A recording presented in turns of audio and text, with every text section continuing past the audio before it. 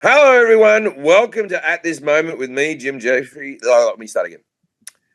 Hello, everyone. Welcome to At This Moment with me, Jim Jefferies, and my co-host, Amos Gill. And, of course, Jack Hackett is here. What have we got coming up in the show? Well, pie lovers, stick with us on this episode as we discuss horrible stories coming out about people paying to shoot people on the battlefield as tourists. That's an interesting trip advisor that you can purchase. We get into that story. We obviously talk about the Trump files with Epstein and Bubba. Who is Bubba? Who is Bubba? Who is Bubba? We also discuss fat activism coming to an end. Fatimism. And we have a damn good time speaking to our friend Jack Hackett. Turn your mic on, Jack. Before we do the plugs, I hate plugging. Why don't you plug what Jim's got going on in our new segment, Jim's Diary? Jim's Diary. I can do it. I got it right here. I got it up. Oh, Okay. I've lost it. Oh, Christ. Now I've hit the wrong button. There you go. All right. So the UK tour is basically just sold out now. So if you can get any tickets to the end of the UK tour, get them. Oslo coming up. We can sell some tickets. Istanbul, Skopje, Sofia, Krakow, Warsaw all have tickets, and Dublin has tickets. But the rest of UK does not have tickets anymore, but see if you can get them. But then I come back. I do Reno, San Jose, but big show. Me and Amos will be performing at the Beacon Theatre in New York on January 31st. We'll even record a podcast there. So look forward to seeing you. And I think it's all sold out except for Wellington, but I'm coming to New Zealand in February. And this is one for my pastel de nata lovers. In Lisbon, Portugal, I'm coming November 30. Amsterdam, the extra show, December 12. Turns out the ticket link was broken. I got many violent messages from people saying, Nice. do you do your own website? Yes, I do. That's why none of the ticket links do ever work. Also, I'm coming to Tallinn, Estonia, Helsinki, Warsaw. I'm trying to add my Dublin show at the moment. But hey, Jeff, after we do the show at the Beacon, I'm going to try and record a comedy special. Where'd he go? So, no, he's left us. Ah, well. That's fine. I think his iPad might have died. Well, Well, I guess it's just you and I now, Jack. Why don't you cue us in? let's start the theme song. Do we have a theme? I don't listen to this thing. Yeah. Hello, everybody. Welcome to At This Moment with Jim Jefferies over in the UK. I'm in New York City. So much news to get into today, Jim. Obviously, you'd be remiss not to start with the Epstein emails scandal that's gone on and on and on. It seems like today... I heard about it. What's going on? What's going on with Epstein? After all the pressure from the Republicans, and shout outs to Marjorie Taylor Greene and Thomas Massey, who have pushed and pushed and pushed and pushed. They understand the will of the people. We want to know, did Donald Trump suck Bill Clinton's dick? He never inhaled. If there is a suit that Donald Trump owns that has the same cum stains that we can match up on the dress of Monica Lewinsky, there's some detective work to be done. Do you remember when he was debating Hillary? And just for people who don't know what the hell we're talking about, for those ones out there, in the trove of Epstein emails... President once. Yeah, it came out here in the emails while he was emailing his brother, Mark Epstein, on the 21st of March, 2018. They're basically talking about how Epstein has to protect himself, and they're talking about how they could remake the movie Get Hard with Donald while they're in prison together. And then his brother writes... Ask him if Putin has the photos of Trump blowing Bubba. Bubba, of course, a nickname for Bill Clinton. Yeah. And what I was thinking about when I saw this was, do you remember when Trump brought out the 4 accusers who said that they were sexually assaulted by... Yeah, right before the debate he did that. Right before the debate he set them down. The truth is there's actually 5 accusers at that debate. And the reason he had a connection with those 4 women is because he was like, did he shove it down your throat also? All right, look. It's a really big dick, right? I don't know a lot about a lot, but I can tell you this much. I think Bill Clinton is a heterosexual, and I think Donald Trump is a heterosexual. I don't know, Jim, because this podcast was built off the back of us suggesting that Donald Trump jerks off 2 cocks to the YMCA, and it's been there the whole time. I don't believe that Donald Trump is a pedophile. I think this whole time it's been hiding right there in plain sight. This is a gay man who would always go to those nightclubs in the 70s in the disco era, and I think there's some evidence that he has some fruit in his boots. If you were going to be wanked off by any man, you wanted to be the man with the smallest hands in the world, wouldn't you? Well, that's why people go to the Thai massage parlors. Yeah, just a little tiny orange hand tugging your dick off. You could look down at that and go, it's a nice lass from Liverpool. Dude, it's just so funny to know when he was talking to Hillary, if he did blow Bill, he's looking at Hillary like, hey, they say I sucked his dick better than you did, right? You think you can run a country? You can't make him come as fast as I can. That is what he's thinking deep down. You can't satisfy your husband, yet alone this nation. Look, you know, I don't like the blowjob rumor because the blowjob rumor makes it sound so preposterous that all this stuff could be complete bullshit. So I don't want anything that's going to get Trump off the hook, right? And I feel like if Trump just goes, all lies, because now with the Epstein files coming out, Trump is actually welcoming them. How do you say welcoming them? Welcoming? Yeah, that's the word. Well that's done, the one. You're young with your agile fucking vocabulary. All right, so he's welcoming the Epstein files because bullshit like this. I don't think he fucking blew. I don't think Trump blew anyone. No. Mark's come out and said, no, that's not the bubble we're talking about. But what I know about Donald Trump is he doesn't like his hair ruffled. And tell me a person who's given a blowjob who's had the same haircut as when they started the fucking job. You know what I mean? Or the same style. All right, so you think that Bill had his hand on the hair? Bits that he whips backwards, they'd be all out the side. There'd be a tuft flowing over the top. It would be fucking... You get a blowjob from Donald Trump, he would look like Kennedy just after he was shot. Everything would be flown off to one side. So have you been reading that? What I found interesting about the emails, though, was... there was a few strange things. So when they put out the file and said, it says here that Donald Trump spent hours with redacted name victim at the house. Yes. Well, when they unredacted it, it was Virginia Giuffre, the Aussie, who testified under oath that she never did anything with Donald Trump. So I thought that was a strange move to redact the name from the Democrats because I think they knew if they said Virginia Giuffre, people would go, but she's already said under oath that nothing happened. But then she was also killed in Australia. So I don't know what's going on there. Yeah, look, we don't know what pressure was on her at the time.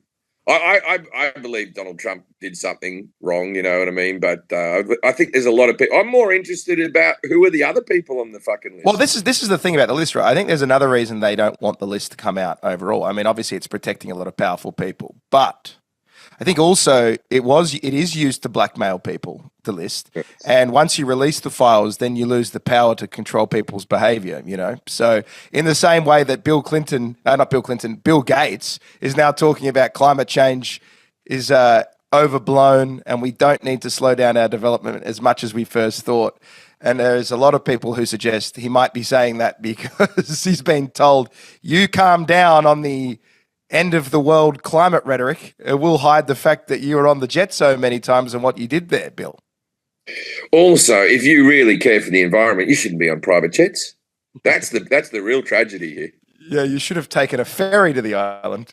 Yeah, and a recycled girls, not some old ones that have been around for a while. Yeah, well, the good thing about him is natural resources. When he goes to the red light district, I think those red bulbs are very energy efficient, though.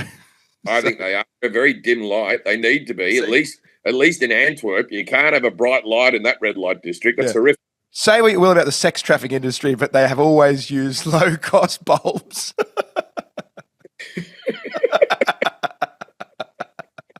It's always dim lighting.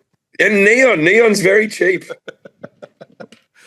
Yeah. So that's what's going to happen through the rest of the week. It sucks that we can't talk about it after it has been released. But I'm sure there'll be more obstructions. And the other thing about this, when does it get released tomorrow?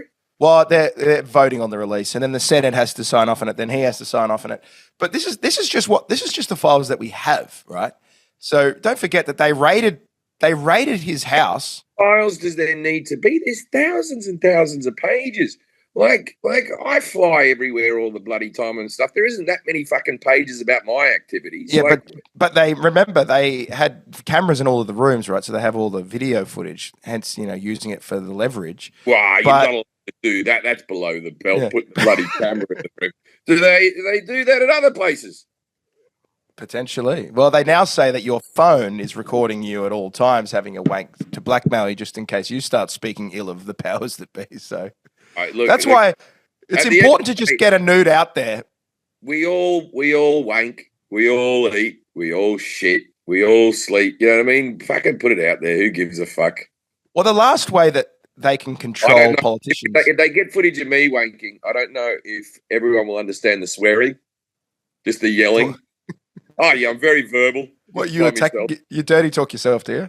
Yeah. Take that, you bitch. And I hit me cock and you useless fucking prick. Spit it out, you dumb cunt. Yeah, we are living in a world where, to control, because it used to be, right? If you think about this, it used to be you used to control the politician by revealing their affair. Yeah. Okay? Like that was enough. Except in like the French and Italian, regions where like they don't care. That's part of the culture. But to us, if a politician was having an affair, you would bring down their relationship. You'd bring down their campaign.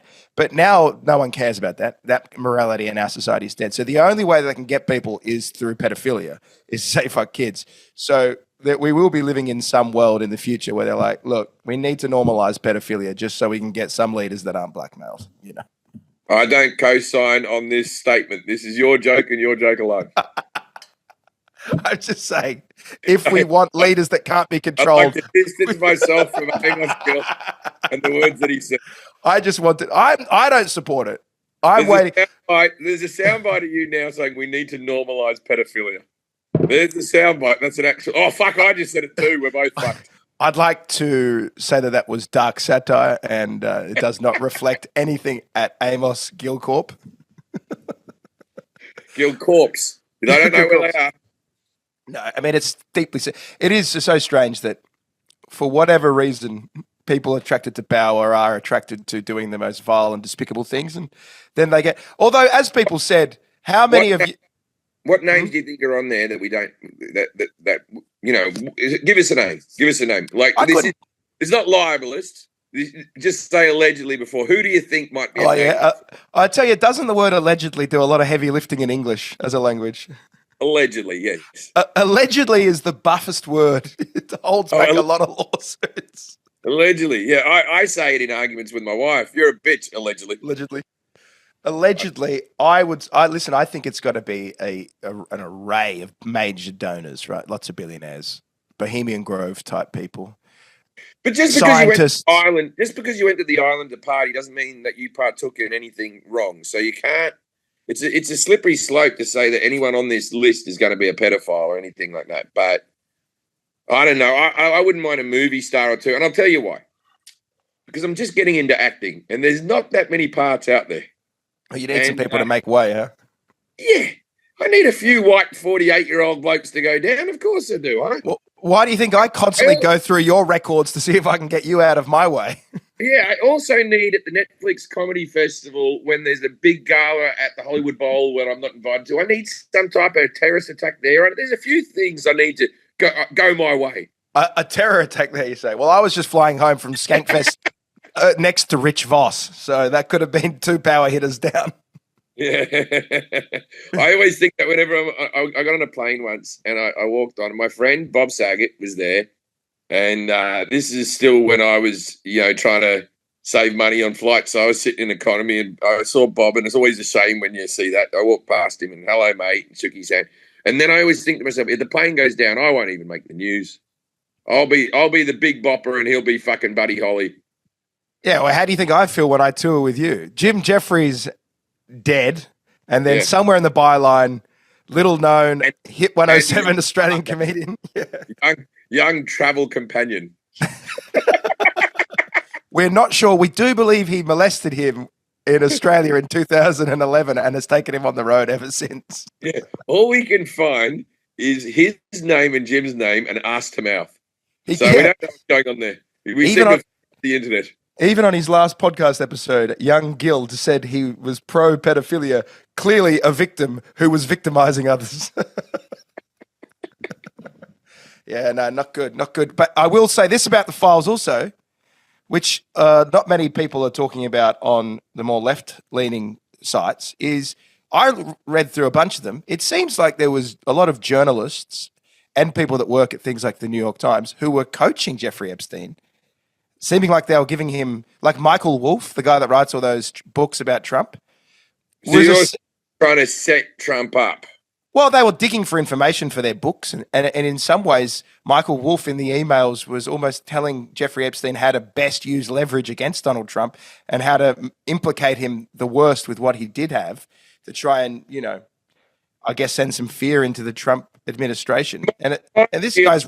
My feelings is I don't think Trump is a pedophile. I believe he went to the island. I believe he was on a plane. I believe he was close friends with Epstein. I don't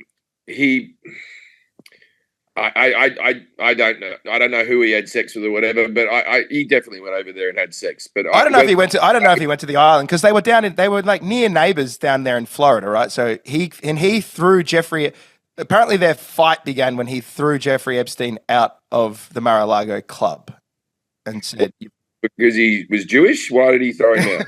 No, because it's supposedly a rumor had gotten out that he'd been inappropriate to one of the staff members there, and he was thrown out of Mar-a-Lago. Well, that's good. That's a positive thing for sign that he was proactive. Then also they were fucking each other in real estate deals. What? I mean, metaphorically, they were fighting over real estate deals. Like Donald Trump had screwed him on a deal, and so they'd gone from friends to really disliking each other by the end. However, then there's these other emails that are saying they might have spent Thanksgiving with each other in 2017 when he was in office. Now, if this was the UK, that would bring down a government. We're so far beyond that now. If he spent Thanksgiving with him in 2017, fucking let the cunt burn. No, you can't. You can't be spending Thanksgiving with him. And what are you thankful for, Jeffrey? The pardon? What are you thankful for? We're all going around the table saying what you're thankful for, Jeffrey. Pardon. Oh, sorry, the pardon. Pardon. You're giving me. Sorry. Yes. So we'll watch that further.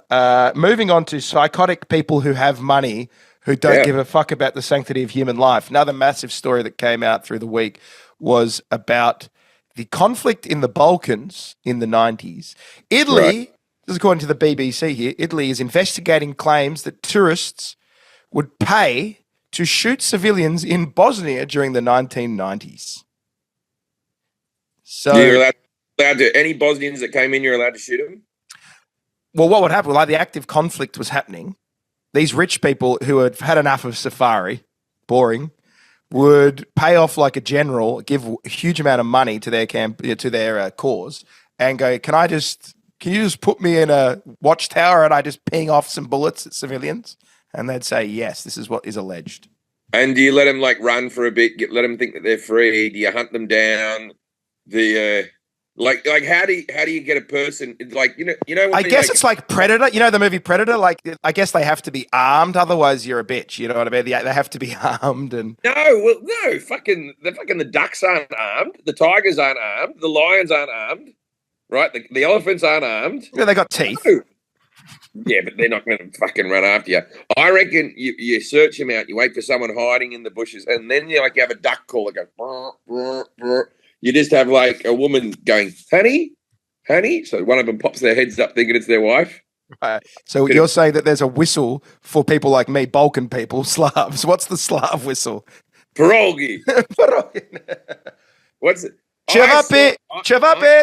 I'll tell you, you've gotten under my skin because I was in Oxford and I was in a shopping mall. Wow, they really have DEI'd the standards. I was in Cambridge the night before. Anyway, I was in Oxford, and there was I found a Croatian place, a Croatian Eat-Right restaurant, and I had that fucking spiral sausage roll. Oh, yeah. You had the burek. Burek. I'm fucking a fan of burek. Love me some burek. Yeah, burek's right up your alley. I love it. It's just pastry wrapped meat. I had a lamb one. It was in a spiral. I ate it like a pie. Was it good? It was great. The best. Well, back to the sadness of sniper safaris. By the way, this stuff still kind of goes on, just to let you know. Because have you seen the stories about the Russians that pay to kill pirates off the coast of Somalia? Yeah, but they're pirates. They're criminals. Pirates are scumbags. Yeah, true that. But I'm just saying that's probably a more noble version where they go on Russian military craft and blow up these pirate boats like we're doing to Venezuela right now. Can you think of another character or another type of character throughout history that raped and murdered that kids like dressing up like more? No. Than a pirate? Oh, love it. They love pirates. Like, by the time my kid was 2, he had a patch over his eye and was walking around with a sword going, hi-ho, like that, right? Like that. Yeah, it is like, well, can you dress your kids as a mafioso? I guess you can. If you're Italian, you can't do it. The whites can't do it, but the whites can do a pirate. Any national pirates are open to anybody. Well, that's because pirates are ours. They come out of the Cornwall region, don't they? Cornwall, Penzance. Penzance. I think so when you go down into Cornwall, down that little tip at the bottom of the UK, little bottom of England, that's where people legitimately talk like ooh yar, oh ar, like that. They do that noise, and that's the pirate noise. But there's people who legitimately are just walking around talking like pirates down there. Yeah, it's madness. So really, that's like whites doing their gangster culture, in the same way that guys will more Irishy type people are doing there's a lot of Peaky Blinders out there. Yeah, there's a lot of Peaky Blinders. Yeah, you can. I don't know if I've told this story. I'm sure I've told this story on the other podcast, but I'll tell it again. So my late father-in-law, who is no longer with us, passed away this year. He came over when my son was born. My little boy was 13 months old, right? 14 months old at Christmas, right? And my father-in-law came over to visit him for the first time at Christmas, and he gave both my sons flat caps, right, from Peaky Blinders, and boxes of razor blades. Oh, he did give the razor blades? He gave boxes of razor blades and the caps. And at that stage, me, nor my wife, nor my kids had seen Peaky Blinders. He was arriving at our house, giving us boxes of razor blades and the hats. And he goes, "Oh, what you do is you put them in the brim, and then you can take off and cut people. You slice their faces up." Merry Christmas. I was like this. All right. Thanks, Derek. Thanks, mate. And then I said, put them away. Anyway, cut to fucking 2 months later, right? My 1-year-old reaches down the side of the couch and pulls out a box of razor blades, like just a little thin packet of razor blades that had just slipped down there. And I went, all right, I'll take those off you, mate. We'll probably find some more as we clean. Mate, it's like me going, all right, so I've given you a baseball bat, some knuckle dusters, and a fine Armani suit. You're going to be a don, huh? Here's some cannoli. Yeah. And if you're in the South, you're going to be a white supremacist. Now, the good thing, this is a cheap costume. I had some sheets laying around at home. I've never understood why people put tattoos on their bodies of the criminal activity that they do, right? So, like, it's one thing to be a white supremacist, right? But then to get the swastika tattoo, or to be like a blood or a crip, but then to get the actual tattoos of like the bandana on you or whatever, the LA symbol or whatever, right? Yes. Why are criminals so dumb, Amos? Why? Well, you've never felt loyal enough to anything that you would ever put the name on there. You know what I mean? Oh, that's not true. That's not true. I might put a sports card on my back, or I'm very into lots of things. The opera. I think it's very, I think it's very important. Oh, what about comedians that put microphone tattoos on them? Oh, that's the worst. I have a friend who's done that, so I don't want to bag him out for too much. But anybody who has any, and I have a very dear friend who's done this tattoo as well, but anybody who has an occupation and then puts their occupation on their body, whether it be a hairdresser with scissors, a chef with a big butcher's knife on their forearm, a racist with a swastika. I know it's not an occupation, but it's your vibe. It's often it's full time. Yeah, but just let your cooking do the thing. Let your hairdressing do the talk. Hey, buddy, don't show me the swastika. Show me the hate. Yeah, let your racist language do the talking. I don't need to see the sticker. I don't need to know you're a racist from a distance. You yell it at me. Be proud. Yeah, mate, you're such a fucking follower. Adolf didn't have the swastika. He just got out there and did it. And the only tattoos the Nazis gave out. Anyway, I'm not going to bother talking about that anymore. But they gave them out. They didn't put them on. You know, they didn't put them on. Yeah, they didn't believe in that. I just saw Nuremberg 2 nights ago. How good is Russell Crowe in Nuremberg? He is blindingly good. Russell Crowe is so good in Nuremberg. Annie and I walked out and we're like, it's kind of a problem because some people walk out of there like, Goering's the man. Because Russell's the man. We talked about this, but I text Russell as soon as I left the movie saying I wanted Goering to win. Yeah. Like really. Well, I watched Nuremberg on the Upper West Side of New York with a room full of Jews. Right? It was like I was yarmulkes everywhere, and Russell Crowe. I mean, you could have said that other than a room full of Jews, you could have just gone. I went into a room, yarmulkes everywhere. Yeah, we would have picked it. Small hats, luck. I've got my theory on the yarmulke. The yarmulke was endorsed and brought in by a bloke who was balding at the back. Yeah, there was one bloke who just went, fuck this bit at the back here. And then he went, I've been speaking to God. He wants little hats just at the back. So the little hats in the room were crying often. However, Goering made them laugh on at least 3 occasions, particularly the scene where they're like, Mr. Goering, and he's like, I'm Reichsmarschall Goering. They're like, not anymore. You will rot in this prison before you are hanged. And then he touches the walls and he's like, excellently made. German made. And you know what was killed in the theater? What was wonderful about the movie was whenever someone spoke German, there was no subtitles. So we were in the same position as the Allies throughout the film. So if we didn't understand, they didn't understand. You know what I mean? It's very good. I didn't like the bit where a guy came in. What's his name? Hess. Oh yeah, right? Yeah. Hess comes in. He's meant to have amnesia, right? And he zig hails at Goering. And he zig hails at Goering. And then it's so American. Don't you ever do that in front of me. You understand? Like when in reality, the cunt would have gone like this. Yeah, you good, mate? You're in fucking prison now. Fuck off, cunt. Oh, what about? How dare you?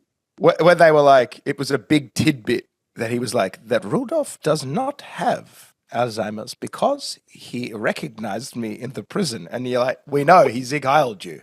How was that? That was a dumb scene. No, that's my problem with that scene. It wasn't subtle enough because he did the fucking Hitler salute. Like he could have done a sneaky one, but he went right out there and he'll go, well, that just ruined that scene. All he needed was for him to look at him a bit too long or his head to go up in a moment when someone else said something about the Nazis. But I like Hess's idea. Rudolph just went like this. I don't remember nothing. That's what happened. I remember, so in the movie, they give them glasses because the lights are so bright when they're filming the trial. And so all the famous footage of Goering that I remember watching back in the day, he had those glasses on. And out of context, I was like, man, this guy goes to his human rights trial to be executed with these shades on. Like he's the Roy Orbison Nazis. Yeah. I remember thinking like, who let him wear those fucking glasses? It's pretty disrespectful in the court. I didn't realize that was given to them on a mandatory level. I thought he's like, I don't want to look at any of you motherfuckers. So I've been like, we're not ruining anything because you should already know this, but so Goering kills himself at the end, right? So abracadabra. So I've seen another telly movie about it or a mini series about the Nuremberg trial. And that one just went, one of the guards gave him the cyanide. Now, I've been reading up on it since, and it's like he got the cyanide that was inside a fountain pen that was handed to him, and it was given to him by a guard, and then a woman had brought the pen in. So whether the guard knew or not, but it should have been searched. I don't know. I said to Annika, though, someone gave it. When I went into the cinema, I said, I hope that this movie, I hope it's honest in that, because I'd read a lot about the Nuremberg trials when I was at uni, and then The Rest is History did a special series about it, which is my favorite podcast. And you couldn't book anymore because the pages were stuck together. You enjoyed it so much. Well, what I said was, I hope that they don't lie and make him a single-faceted monster, because that's not the point. Hermann Goring is like this immensely charming guy, and I was like, if they just do some job where he's just a one-dimensional villain, this is going to suck. And then I went the other way, and I was like, damn, they really gave him all the charisma in the world. You know? Russell has, this is Russell's big thing in life, right? That voice he has gives, and whatever, he has gravitas at all times. If you're around Russell, you sort of realize the guy sort of has being to him at all times, you know, and he's comfortable in his own body and all that type of stuff. And that's what I think, that's what makes a movie star, right? Because lots of people, as I've said in my special, a lot of people can act. You got to have a good look, and then you got to have some type of gravitas or something interesting about you, something different about you. Yeah. And that's his thing, is that but then when he started doing the German and the thing and the law and the German and the voice and the blah, blah, blah, he's so good, so good. It was also funny because Annika kept saying to me through the movie, Russell's doing a really great job. He sounds just like my dad. And then she texted her dad, you have to watch the new Russell Crowe movie. He's exactly like you in that. And then Anton just wrote back, he's Hermann Goring. Fuck you. Your father-in-law could play Goring with very little makeup. He would be ready to go. Your father-in-law could do several movies. He could do like an extended version of what happened to Augustus Gloop after he went up the chocolate tube. What happened? Where's he now? What's he doing now? We should write that movie, Gloop, and it's called After the Factory, and it's a mockumentary about what it was like for him after he left that factory and was shamed. Charlie and the Chocolate Factory, right? Because my kid's gotten into it, so I've been watching it a lot lately. The people going crazy. The best thing you can do is not win a lifetime supply of chocolate. You don't want to win a lifetime supply of chocolate. It never ends well for anyone. Everyone's like, it was always my dream to have a lifetime supply of chocolate. You get bored of it pretty fucking quick. And then you think about all the dead kids and all that. But Grandpa George, right, he has no disability whatsoever. Right, he's just the cunt's just laying in bed for years and years and years and years and years. So I reckon all he had was he suffered from depression. Oh, definitely. It's a catatonic depression, hopelessness. He was just depressed in bed with three other old people, you know, foot to head. And when they saw him hop and skip, all it took was the idea of a bit of chocolate to cheer him up. Imagine being one of the people that works at the Home Office that hands out the Social Security benefits who watch that. You go, I got you, cunt. Yeah. Grandpa Joe, that's his name. Not Grandpa George. Joe. Grandpa Joe. Oh. Yeah. I told you my kid wanted to go for Halloween as Charlie Bucket, which was just wearing winter clothing. You'd never seen a kid like it. We got him winter clothing to come over to England, and he was walking around the house like, I'm Charlie Bucket. Yeah, well, pretty soon in the state of the economy globally, everyone's going to be Charlie Bucket again. It's bad out there, baby. I was just in New Orleans. And I saw a lot. People need a golden ticket. They need something to hope for. That's why the lotto does so well. That's why people like opening sports cards and people like gambling, people like whatever, because they need a little fucking little buzz rush. Speaking of a golden ticket, DraftKings, the sponsor of today's podcast. Is that they? No. No, they're not. They are not. No, but the gambling is real bad, huh? Really bad. Everyone I talk to right now is just like gambling on the Epstein files. Who's going to be in it? Who won't be in it? Who's there? Who's not there? Gambling on Kalshi. Yeah, the exact. I wouldn't be surprised if you could currently put a parlay on DraftKings about names that will pop up in the files coming out. Mate, the biggest win that I ever had was the first debate with Biden and Trump when Biden got voted in, right? Yes. I bet on the over and under on how many times the word China would be said. I bet on what color ties they were. I said red tie, blue tie. It's an obvious pick, right? But they both came out red tie, blue tie. I was fucking standing up like, fucking get in. Who's going to mention China first? China. Fucking Trump. Every single fucking one I picked. I didn't get one wrong. I won thousands on that debate. It's good, isn't it? That's what everything has been reduced to in the world now is. I don't know if I'll ever forget it. I'll have dementia. I remember that debate top to bottom. I know everything. I replayed it back just to enjoy it over again. It was fantastic. I personally only replay the one that he forgot everything and shit his pants, and that was removed from office, from the candidacy some 2 weeks later. Do you remember that? You remember how bad that was? What, Biden? Did he actually shit his pants? No, but his brain was completely when he got up there and went, you got the morals of Hurley. He was, I think they gave up on his medication that day. That seemed, when we look back on that, we'll see that as he was sabotaged. They stopped giving him the Adderall or whatever Dr. Feelgood he had to get him out. I think he was overly medicated. I think that's what happened there. I can't believe that the Democrats stood up for him so much and went, oh, no, he'll win the next one. There was people who were still saying, yeah, he'll be okay. It was never going to be okay. I honestly can't believe the guy's still alive. That fascinates me that he's still propped up somewhere. Well, have we heard him talk since he's lost the election? No, the only person who talks is his son, who sounds like he's back on the pipe, and he's like, I'll beat the fuck out of George Clooney. The guy's a piece of shit, which really makes me like Hunter. Did he really say that? Did Biden Hunter? Oh, Hunter's just George Clooney is a piece. He's basically like George Clooney is a piece of shit. He threw my dad under the bus for Obama. My only problem with George he's Clooney, swinging for his father, which I actually enjoy. I enjoy loyalty of family. So to watch him do that has won me over to Hunter. I've always liked George Clooney in movies. I always thought he was. I used to like him back when he was a TV star in The Facts of Life and Roseanne and all that type of stuff. Right? I've always liked him, but I thought he did. I thought he did a cunt's move when he threw Alec Baldwin under the bus for shooting the camera woman. Because he did, I don't remember that. What happened? Because George Clooney went like this. He should have checked the gun. No, he shouldn't have. I've handled the gun on set. Right? You get handed the gun. They go, this round is live. Don't pull it. Right? There's a gun specialist who it isn't up to the actor. Sounds like Sarajevo in the 1990s. Here's a gun. It's not up to the actor. It's not up to the actor to test the gun. It's up to the weapons person to check the gun. And when you have the gun, you're meant to know that there's not live rounds in there. You're meant to be able to click it all. It's meant to be fucking safe, right? Right. You should be able to hold it to your fucking head. Something you can talk about there with Hunter Biden when you run into him in Venice. Well, I just thought that was a cunt's move by George to throw Alec Baldwin. And Alec Baldwin was proven innocent. They put him through a court trial.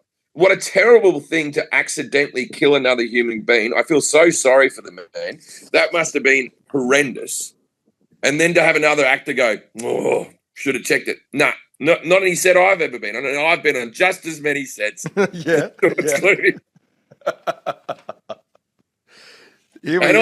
Also, I'm a big fan of George. If you want to put me in a movie with you, I won't bring up the Alec Baldwin thing. Not once. I won't bring it up. Here's Jim Jefferies trying to become the head of the SAG union. You're making your Reagan play. This is where it begins for you. All right, let's do another story. Taking too much fucking Ozempic, the SAG union. Don't even start me with the fucking. I've been seeing a lot of Ozempic celebs, okay, who have gotten skinny. Can we admit that body positivity was over the moment that these lazy fucks could shoot themselves with Ozempic? Every representative of the big is beautiful has gotten skinny now that it's easy. Every single person who said, I love my curves is full of fucking shit. The last domino to fall is going to be Lizzo. If we have she's down. I think Lizzo's down. That's what I'm talking about. Lizzo has gotten thin. No. Yes, she has. Lizzo shows off slimmed down body. This is what I'm talking about. A flute to make her look smaller. Now she can be called Thin Lizzo. Thin Lizzy. Thin Lizzo.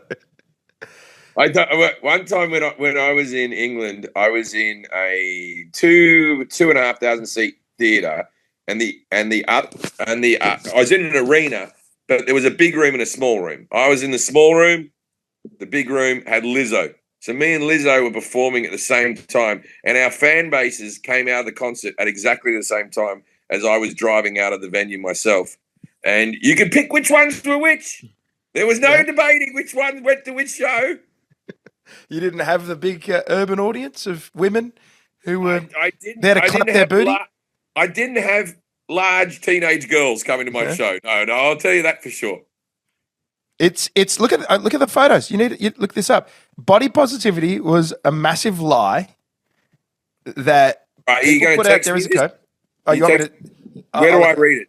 Just Google Lizzo thin. Like, she's massively reduced her weight. Because like obviously Amy Schumer's on it, and a few other people. I've taken it, so I'm not on it currently. And I wouldn't stay on it forever, but I took it before I did the movie and before I did the special. I did maybe 3 months. Maybe for some reason I always lie and say 2 months, but I think I did 3 months.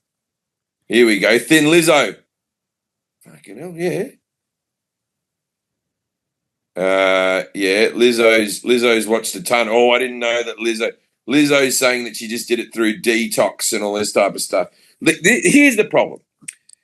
If you're not an Ozempic and you've done it the real way, what a bad time in history to do it. No credit whatsoever. You don't get any credit. We have a friend who has lost a lot of weight who claims to have not done it. We have to take him on thin face value.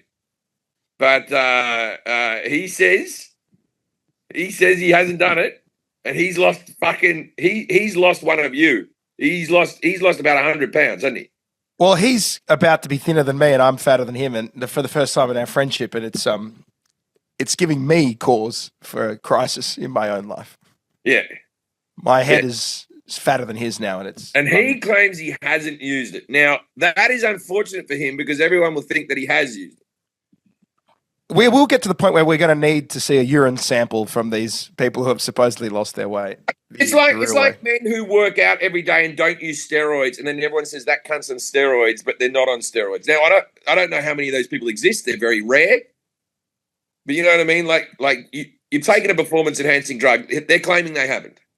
Well, on this about the body positivity sort of etching away now that people can be thin without having to work for it, right? What are some other positivity movements for bodies that will waste away? Like, has there ever been small penis positivity, like a group of men who are like, you don't need a big dick, be happy with what you've got? No, that's never come through.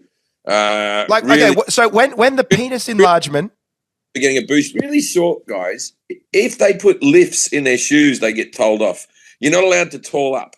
I've always said this about men wearing wigs. Men aren't allowed to wear fucking wigs or they're fucking losers. Women can do it just for fun. Women can wear hair extensions. Women can wear fake ponytails. Women can wear whatever they want. If a man gets a comb over a wig, he's a fucking loser. If a man tries to act taller than he is, he's a fucking loser. If a woman loses a whole lot of weight from Ozempic, she's taking back control.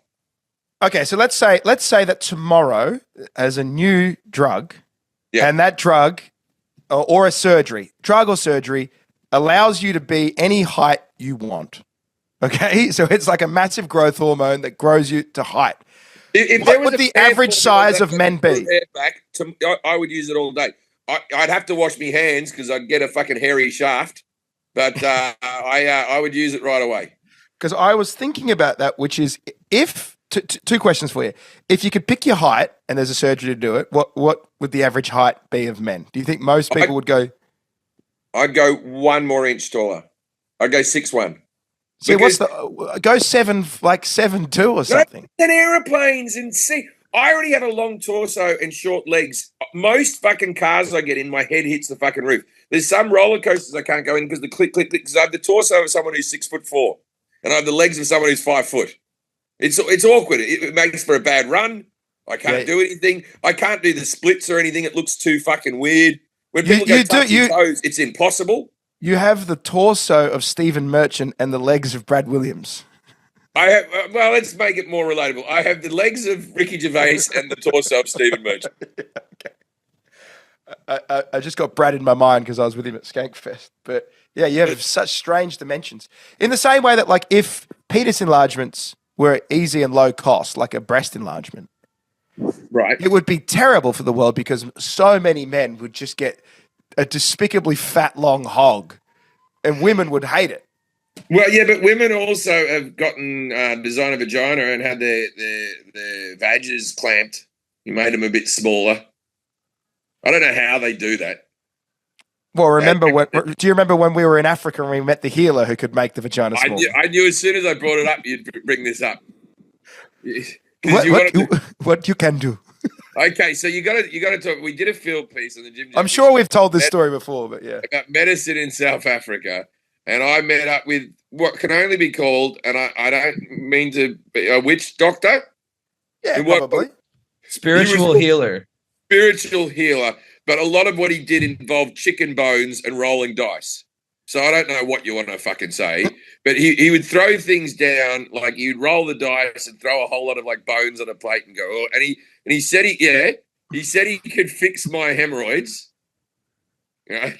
And he gave me a whole lot of tea to drink, and then I was going to drink it for the field piece, but then someone said, no, you'll start vomiting and it'll be really sick. And that's what all the medicine does. His all the badness out. His thing about hemorrhoids was a side hustle. His main thing in the village there was this. It was remaking virgins. I can make your woman a virgin again. I can save a marriage by making the pussy virginal once more. What we do, we get the big cavernous pussy from the woman who has had too much dick. These are exact quotes, by the way. These are exact quotes. In case anyone's listening to this thinking that Amos is exaggerating or being terrible, this is real dialogue. We get a balloon, then we fill it with sand, and we put it into the pussy. And the pussy will grip around it. He played cornhole with different type of cornhole bags. It starts off with a big one. So you bury the woman waist up with her legs in the air, and then you throw the cornhole bags in there, and they clamp around there, and then you throw a smaller one that clamps around, and a smaller one, and so forth, until eventually you've just got like a little tiny bag that's like something that your grandmother would keep in the back of a drawer to make things smell nice. No, it's basically until it ends up with like an 8-ball of cocaine in there, like a small little rubber balling. And he legitimately was like, I have saved marriage in the village. Because when a woman's vagina becomes lax and loose, a man will leave. I am bringing families back together. Yeah, he believed that he was Samaritan. Or the tightening of the vaginas, yeah? It was it was one of my favorite experiences because think about that, dude. We were in the middle of South Africa in a village with nothing in common with that man. But even we were laughing so hard, and I think he was playing it up for us a little bit because, of course, he was playing it up for the cameras. You said I was gay. He was spot on. I said, how can we stop this one from being a virgin like this? I think this one is gay. He is gay. Who is gay? Why are you gay? You play in a rock band and you don't get any pussy. You must be gay. If you can play a guitar and no one will fuck you, you are a homosexual. I can help tighten your anus. Come here, I put a balloon to make your butthole tight. Yeah, with the gay guys, he puts bigger balloons in there until you're ready to go. It's the opposite of the vag. You go, what's this? This is amyl nitrate. It will open you up. It is not mine, but I have some around. I did not invent it. And now I'm going to inject some AIDS into you to save you some time. Man, he was my profile picture for 3 years. But yeah, look, I've seen your profile pictures. It's fridge magnets or a witch doctor from South Africa. You need more love. Hold on. I'm gonna get you quickly my fridge magnet from New Orleans from Skankfest that I got. You tell me if you think that. How was Skankfest? Was hold on 1 sec. I'll tell you. It's a big thing. I'd do Skankfest if they probably. I don't know if I was in town, if I was near it. Okay, so I got this right. I mean, Skankfest was good, but the audience, it did feel like living inside the comment section of a Pornhub video. That's the best way I can describe it. Annika told me this. She's like, "Is that inappropriate?" I'm like, "No, it's a jazz musician." But she was like, "I don't know." Okay, so answer this question: if you have not a friend, but like a black co-worker of Annika's coming over to the house, do you remove the fridge magnet? No, I want it pride of place. By the way, this is a better podcast. So you know what Annika and I decided what makes it racist or not? First of all, I got it from a black business, so I'm all good. But secondly, black business. Well, how did you know it was a black business? Well, it was a black lady. There's a black lady behind the counter, and I said, "I need the perfect magnet." And she goes, "Get this one, jazz music. Don't just get the fleur-de-lis." And Annika was like, when she first saw it, she goes, "Amos, I don't know." And then I went, "It's not a gollywog. It's just a black guy that's playing jazz." And then you can determine by how... Explain what a gollywog is. You can't just say it's not a gollywog because it just sounds... A gollywog is a minstrel-like doll that was very popular when I was a child. Not when you were a child, I hope. I had one growing up, but it was a doll. And also, Australia had biscuits called gollywog biscuits. If you Google them, that's going to ruin the rest of your day. It's going to fill up a lot of time. Yeah. But to me, it's just a black guy playing the thing. And then people were like, "Oh, what's that fucking thing?" I go, only if the lips are crazy red or something like that, like it's a minstrel show doll, is it bad? This is just a regular guy and he's vibing out. Look at him. Yeah, no, I'm all right with that one. He's not good looking. I'll tell you that much. He's not a handsome fella by any stretch. The more you show me, the less I like him. I was all right with it, and now I'm like, it's the bobbing around. Hey, this podcast needs some diversity. Let's just keep him in shot the whole time. No. Okay. Shane Gillis got cancelled for less. It's a different time, baby. And thank you to we had some audience members who listened to our podcast, which was awesome. And they brought me some magnets from South Beach, Florida. They said, "We knew you were going to be at Skankfest, so we brought you a magnet," which is good. The guy was there for the ass slap competition where women get their asses slapped and who can slap the ass the best. And he told me, "Get down there. My wife's getting her ass slapped at 2:00. And then he goes, "And I'll have something for you." So, and I can't. His name is Butch. His name is Butch Johnson. He goes. I don't know if I'm down for the ass slapping competition. I'd probably give it a miss. I like a good wet t-shirt. I'm not made of stone, but I don't need to see women getting hit. He goes. I don't even like. So it doesn't make it sexist on me that the reason I don't like female boxing, female UFC, and female rugby is I don't like seeing women hit each other. I don't like seeing it too brutal like that. Yes, it's definitely offends the sensibilities of a lot of people to watch women kick the shit out of each other. You grow up that you're meant to. Oh Christ, no! Ooh. Like so, at the moment, Sydney Sweeney. I don't like paying for it. You can just go to Waffle House. Sydney Sweeney is doing that movie where she's a boxer, and it's like you don't want those big boobs being punched, do you? You want them strapped down. Like that's my big concern. Her boobs will get punched. Yeah, it turns out Sydney Sweeney, as a fat and unattractive boxer, didn't do well at the box office. Like, if you wanted to hang her from the roof and use her as the speed bag, that's a different thing. Now I get to back away from you. That's fucked up, man. Right, we have to get through a couple more stories. I will say this about Skankfest also. Yeah. I've never seen anything like that. By the way, like a comedy festival. It was a comedy festival that wasn't run by your type of Melbourne comedy festival types. It's the inverse of that. Right. It felt like a little bit like a WWE type audience. Yeah. I didn't do very well. There's got to be a happy medium. Yeah. I'm have to have ass slapping competitions and fucking roasts of people where they're called, homophobic slurs or those that. And then the other extreme is everyone's trans and everyone's part of the spectrum and everyone's fucking, we have to deal with everyone's sensibilities all the time. Can't there just be a festival where we have clean comics and dirty comics and all comics? That's what I think Just for Laughs do that well. Just for Laughs was the festival.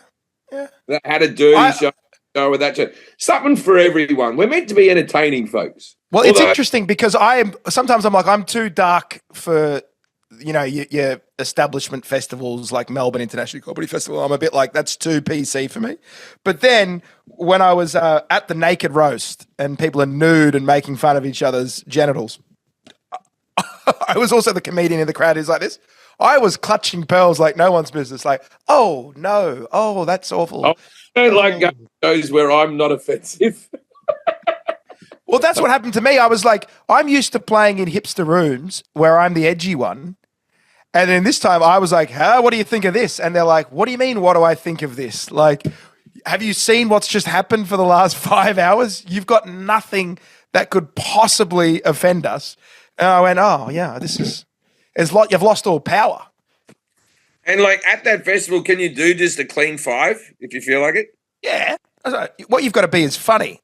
And I was struggling with that, I guess. They're very good comics at that Skank Fest. There's a lot of great comedians really good at that festival. So last couple stories before we go. We've done the sniper tourists where we barely spoke about that, but that's awful, and I'm sure that'll come out. Kim Jong-un has bought the rights to the Premier League. Oh, that's good that they start to see the Premier League. That'll be fun for them. They're not doing it live. They're cutting the games from 90 minutes to 60 because they have to edit out any of the Korean players from South Korea in the league because they can't have Heung-min Son, even though he's not in the Premier League anymore. But, for example, Heung-min Son scoring goals, they have to cut around that.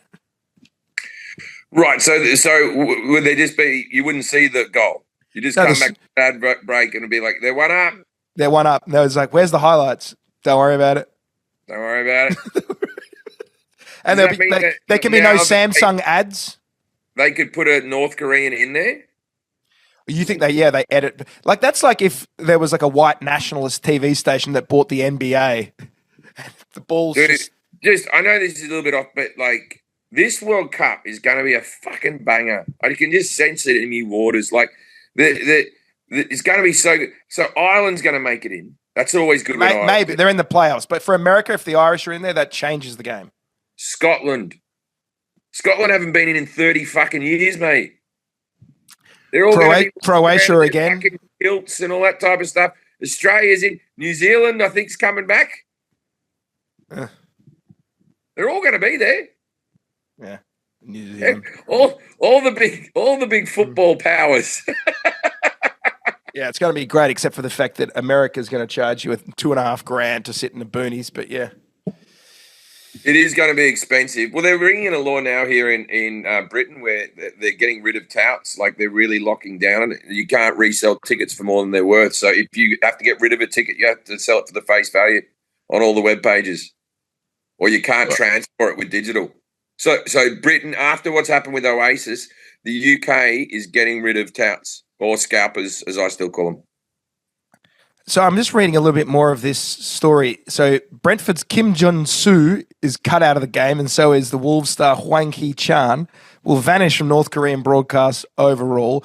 English tech such as... You're saying there's a guy called Hwang Hee-chan? Hey, his name is Hwang Hee-chan. Hwang Hee-chan. And then they have to change all the sponsors for companies that they don't agree with, and then the game gets to go. And I mean, there is nothing funnier than autocracies with cult of personality. I'm currently reading this book called Koba the Dread about Stalin by Martin Amos, and there's a chapter in there about the peak of Stalinism where he would give a speech, right, and it would be recorded, and the speech lasted for 7 reels on recording tape. But 8 reels had to be used because one whole reel was for applause at the end of the speech.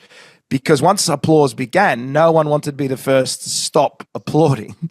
And there were instances where he would give his talk to the cabinet or with all the commissars, right? And then they would clap. And it would go for 20 minutes while he's standing there. And eventually someone old was like, okay, I think we're good, and stopped. And that person was taken to the gulag and executed.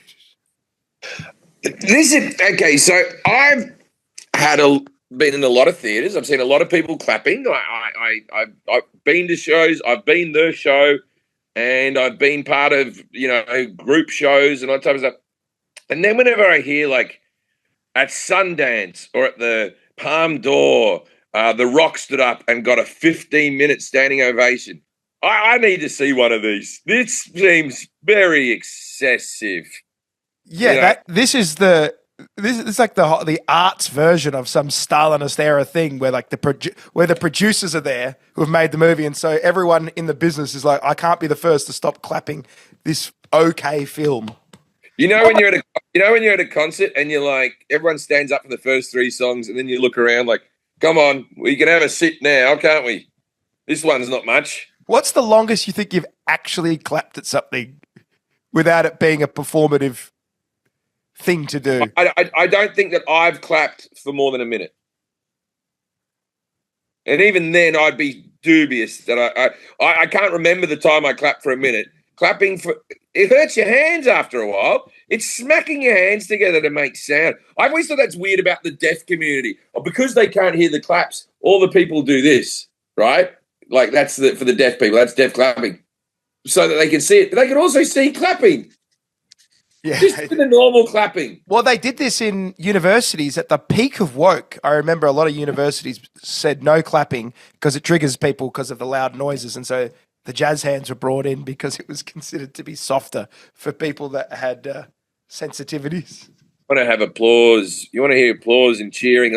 I always find it weird when I finish one of my shows, and sometimes you say, thank you, everyone, good night. And sometimes you get a standing ovation, right? It always makes you feel good. You wave at the crowd and all the people stand up clapping, and you're like, I've done good work today. And then other times you do a really good show and they don't give you a standing ovation. They just sit there clapping. And I always think to myself, but you have to leave. Why don't you just stand up? So have you ever got one from an Australian audience though? No, Australians don't. Australians don't give them out. You have to have done something really extraordinary in Australia. You have to have fucking died in war or some shit. That's the other. But you know what I mean? Like you have to get up anyway. You're forcefully not standing up. You're making this an option. Yeah, well, hey, they make you earn it, man. They make you earn it. I don't like the one where you have the standing ovation coming out. I don't need one coming out, but often you'll get one where maybe 5 people in the front row stand up thinking that everyone behind them stood up. They're like, nah, just you. Hey, the worst one is a standing ovation coming on and not getting one coming off because they're like, we're so excited to... I've had that. When you become a famous or popular or whatever the word you want to use, comedian, the only thing that you can hope for is that the round of applause is as big as when you came on. If it's more diminished, you haven't done your job. You have to get the same level of applause as when you came on because they're so excited to see you. I'm currently working on just getting a seated ovation. Just an ovation would be nice. I'm working up to ovation. In fact, I'm working on having everyone who bought a ticket staying seated throughout the length of the show. Yeah, I'm working on not getting violently angry every time I see someone put their drink on the side of the stage. That's I shouldn't. Now people will know to do it, but I fucking... Yeah, I got a standing ovation the other night at different intervals. People stood up and left throughout the show, which I call... They'd been so satisfied 10 minutes in that they stood and they left. Now that's killing. My fans are funny because a lot of my fans go to the bathroom and like if you're in a comedy club, they always hunch down and they try to tiptoe out when you're not watching. My fans stand up with a bit of, what are you going to do about it? Just hoping that you're going to argue with them. We can move to the next story, which is, and I like this one. Oh, that's good. That's good. All right. That's the one I can get away with. AI photo tools are being used to get refunds on Uber Eats to the point where it's becoming a major problem. So have you ever complained to Uber Eats that the food was dog shit? Yeah, or the pizza's all pushed to one side or they've dropped it or something like that. I have done that and they give you some money back. So here's the... I seriously, I don't know if I'm the last person on earth in the free world. I haven't used AI not one fucking bit. I haven't used it to ask a question. I haven't used Siri or Alexa or any of those early ones. I'm going to hold out. I'm not doing it. I've come this far. Do you use the one that you talk to? No, because I mean it's going to unseat all of humanity. I don't particularly want to train the thing that. Do you know what using AI is? Using AI is you training the new person that's about to take your job. You ever worked at a company and they go, "You'll be training this new employee," and you go, "I'm training a person who's going to get me fired." That's what working with AI is. It used to be that the only true sentence that we could prove for sure in this world was, "I think, therefore I am." And now that sentence doesn't mean, because there's things that can think and they are not. Yeah. Like we've lost that one universal truth that am I crazy? Do I exist? Am I in a mental home? At least because I'm thinking, I know I exist. Well, I watched a bunch of, I mean, let's go aside from all the jobs that will be taken, and there will be no point of this in history that will match human beings if they losing. take away all the jobs and we just get a universal income, fucking bring it on, equal playing field. Let's fucking go. Like if you're going to do the right thing, that. I think we're on a road back. We're on a road back to serfdom again. Yanis Varoufakis' book Techno Feudalism is good at that, where we are just going to become digital serfs. Horrible. But right now, people are using it to scam the big companies. This is what this article says. People are using AI image editors. So you take a picture of a burger that's normal. Then you cut the burger in half, you take a photo of that, and then the AI makes it look completely uncooked. Or it could put like a maggot in your nachos or something. And then people are sending it to Uber Eats and they're getting a massive credit. Like, we're so sorry about this. Please don't write a bad review. Here's $100 meal credit. Right, but you can't do it too often. They'll figure you out. And you don't want to do it with like Pizza Hut. You want to do it with a fancy sushi restaurant or something that you spend a bit of coin on so you get the maximum refund. You wouldn't go, I found a maggot in my Big Mac. Give me £5, $5. You do it on a Nobu order that you can't afford. Yeah. You do it on one you can't afford, and then you go, "Oh, I've never expected something so bad to happen from a restaurant that's so." Because McDonald's be like, I had a maggot in my Big Mac. Ooh, someone's lucky. Someone got something extra. Yeah, they go, sorry, we'll bill you the 50 cents. We once got some McDonald's that was so horrendously bad, like it wasn't even put together right. Like the meat was on top of the bun, and it was just fucking like they'd thrown all the ingredients into the tray. And Forrest actually wrote them a letter, like, "Hey, here's the photos. Here's the McDonald's. It was all cold. It wasn't the right order. It wasn't this. It wasn't that." And we got a letter back from McDonald's. Oh well. I complained in New Orleans. I ordered like fried chicken late at night. Here's what I ordered: 3-piece feed with gravy, mash, and a biscuit. Here's what arrived: 2 chicken wings in a box. Nothing else. Not good. Okay. So I wrote back, "Hey, some of the items were missing. There was no gravy. There was 1 piece of chicken missing and a biscuit." And they gave me a $2 credit.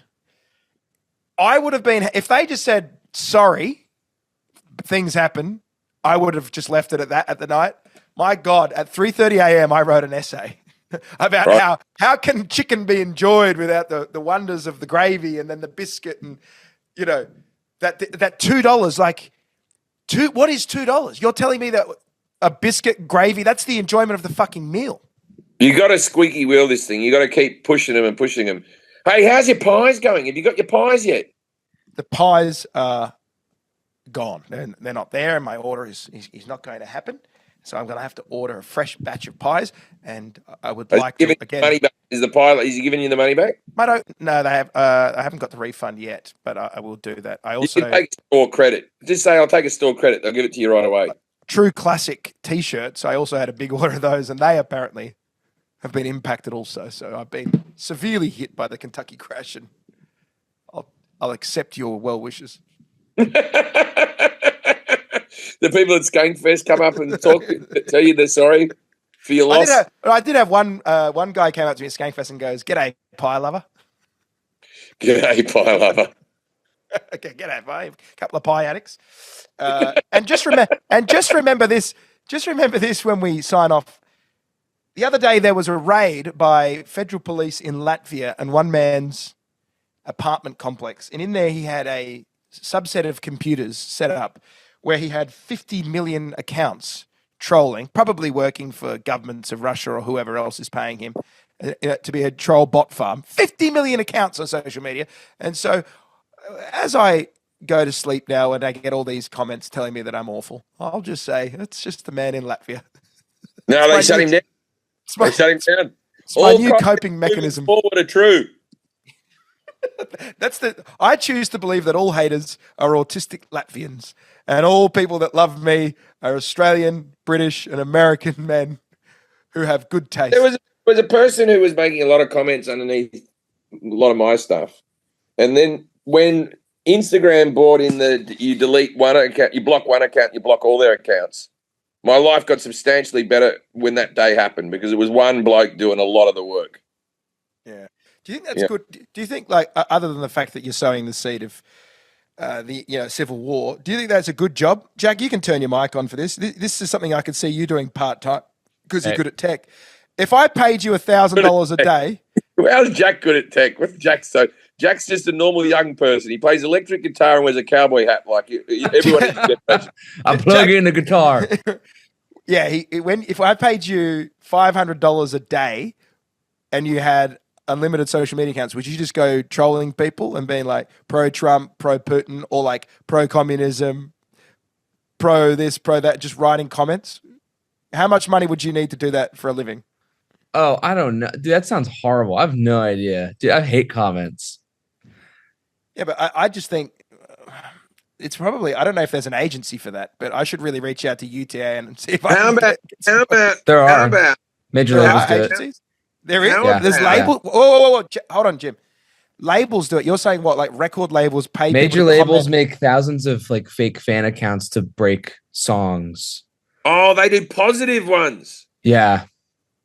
Now I can't believe the positive ones. Fuck. Well, they're not leaving comments. They're just making accounts. They're making accounts to play like the new Sabrina Carpenter song. Man, to try to that's break funny. into the algorithm. You mean Jim Jefferies' lover isn't a real dude? I'm so sorry. That's Warner Brothers. Imagine how funny that would be. Where one person, like they do both, they're paid to do nasty comments by the Russian government, but also paid by Warner Brothers to promote Taylor Swift, and they forget their accounts, and it's like Swiftie #1 is like, Vladimir Putin is stopping the end of Christianity. All hail Putin, reconstitute the Soviet Union. Like, man, that's Swiftie. That girl's, she's really enjoying her time on RT Reddit. All right. Well, I think that's what we're up to right now. And I enjoyed that. Hey, Jack. Yeah. It's probably due a plug for stuff that you've got going on. We keep plugging us. Have you got any songs coming out that people can go and listen?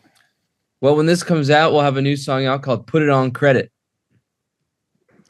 I don't endorse that message, and neither does Dave Ramsey. Put it on credit. Yeah, it's a Christmas song. Advertise some gigs in the intro we're about to record, but I got some things. I got some things to advertise. I got some gigs coming up. All right, ladies and gentlemen, that's what's happening at this moment. Good night, Jack. You can go back to sleep, mate. Jack had to get up at 6 a.m. to do this podcast because I'm in the UK. He was a very good boy. And Amos had to get up at 9 o'clock. It's fucking the crack of dawn when you've been at Skankfest all fucking week. You know, fucking well done, you. Yeah. Good night, everyone. See you, pie lovers.